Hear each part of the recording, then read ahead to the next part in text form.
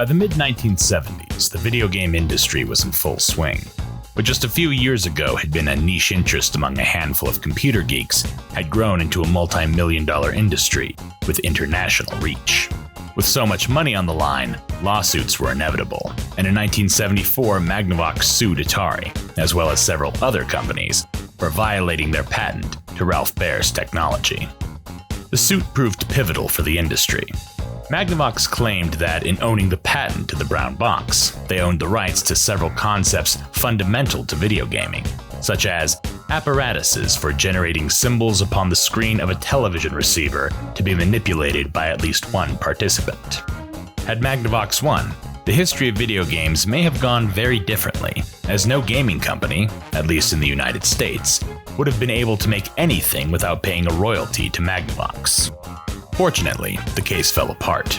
Tennis for Two was dragged from the dustbin of history to show that moving shapes around on a screen predated Magnavox's patent and was thus not enforceable in copyright court. Still, Pong was a pretty obvious ripoff of the Odyssey's tennis game, and to avoid a potentially bankrupting suit from a much larger company, Atari settled out of court to the tune of $700,000. Magnavox still sued other companies, however, and eventually gained a reputation as a patent troll, filing numerous and mostly frivolous lawsuits well into the 1990s.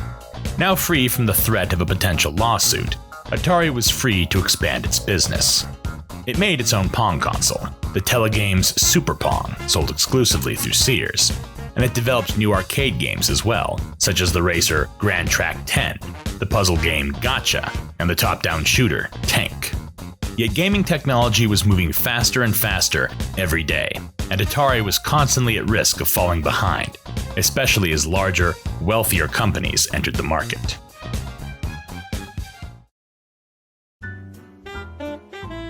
One of their first major competitors was Fairchild Semiconductor. Founded in 1957, Fairchild was the first company in the world to commercially manufacture integrated circuits, more commonly known as microchips. The topic of semiconductors is long and complex, and could easily fill a multi-hour video all its own. Just know that nearly every electronic device on the planet relies upon them. They are the most manufactured tool in human history. Without them, the world as we know it would not exist, and neither would video games. Semiconductors revolutionized electronics by making the components needed to make them work very, very small. All electronics, from lamps to computers, work by manipulating the flow of electricity within them. The components that direct this flow, switches, resistors, capacitors, and so forth, were, until the mid-20th century, fairly bulky, and all had to be connected to each other with physical wires, usually made of copper or some other electrically conductive metal. This is why early computers were so big. To work, they needed lots and lots of components, and all those components took up space. Semiconductors shrunk these components to literal microscopic size, hence the term microchip. By embedding lots of tiny components into a chip made of semiconductive material, basically a substance that can either conduct or resist electricity as needed, making it semi-conductive, computer scientists could cram a lot more processing power into a lot less space. And with the discovery of monocrystalline silicon, a cheap semiconductive material that could be processed from literal sand, the material cost to make semiconductors became very low, allowing their use in a wide range of consumer electronics. Fairchild was at the forefront of this. The company had originated by a group of young scientists known as the Traitorous Eight. They were called that by their former boss, William Shockley, the man who, in 1954, won the Nobel Prize in Physics for his invention of the transistor, a combination switch and resistor that to this day is the main component in semiconductors. Dissatisfied with Shockley's plans for the technology, he wanted to make expensive microchips and sell them to the military. The Traitorous Eight left Shockley's company to found their own, Fairchild. One of the issues Shockley had was that the best-known semiconductor material at the time, germanium, was fairly rare and expensive, thus limiting the technology's commercial potential. In 1959, one of Fairchild's founders, Robert Noyce, discovered that crystals derived from much cheaper silicon could be used instead. This discovery was made in Mountain View, California, just south of San Francisco. Silicon-based semiconductors soon became the region's main industry, and to this day the entire area is known as Silicon Valley. By the mid-1970s, Fairchild was a major producer of semiconductors, and they mostly sold to large computer companies like IBM and Honeywell. Very few consumers dealt with Fairchild directly. So it was a bit outside their wheelhouse when, in 1976, they released a home video game console, the Fairchild Channel F.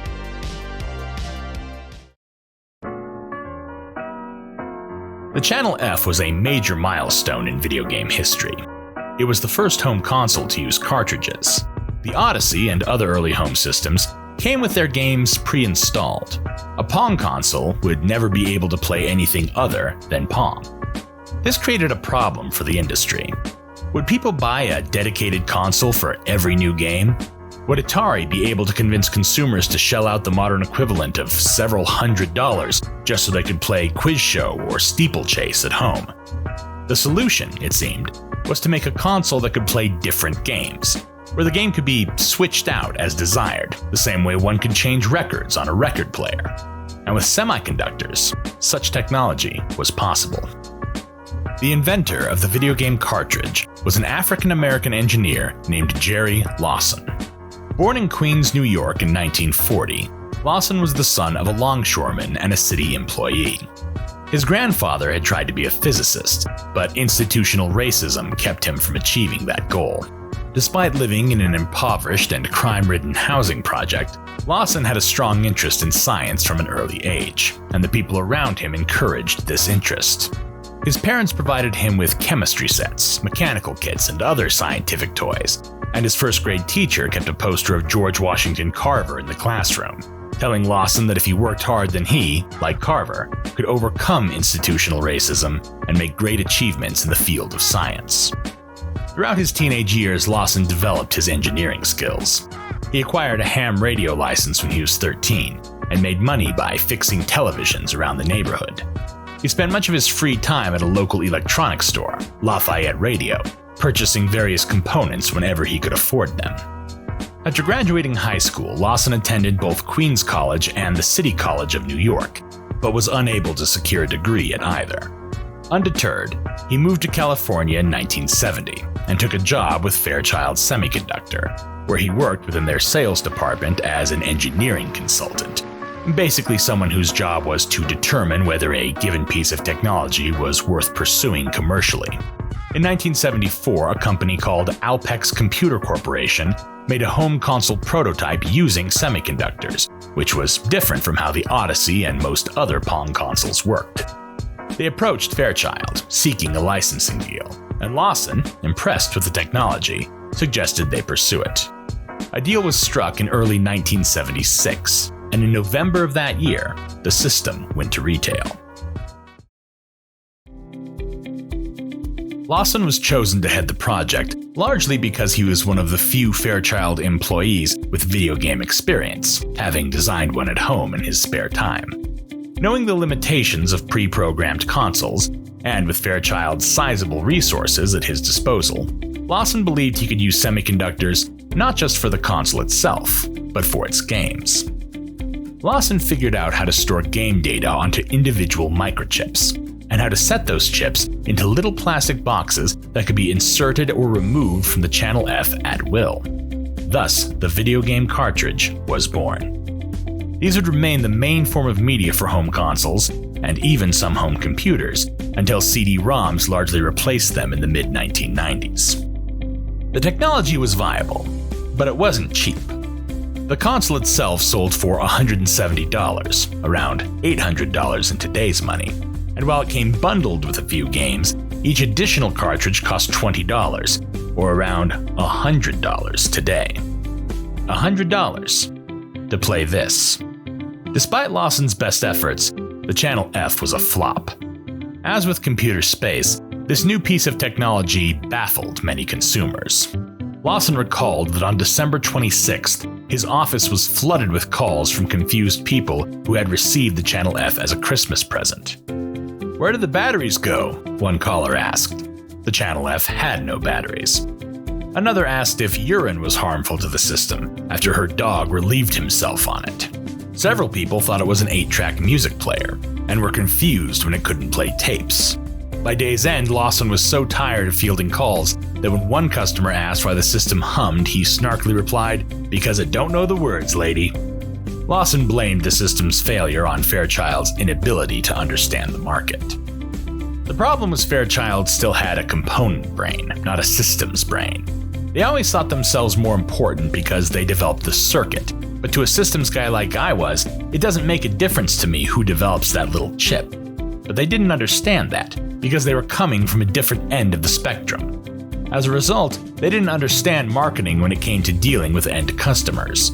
Their customers were manufacturers, the Honeywells, the IBMs. They never had to deal with consumers directly. Due partially to the Channel F's failure, and perhaps also due to racial bias, Jerry Lawson has, until recently, largely been ignored in discussions about the early history of video games. Today, however, most historians properly place him alongside Baer, Bushnell, Russell, and Higginbotham as among the medium's most important pioneers.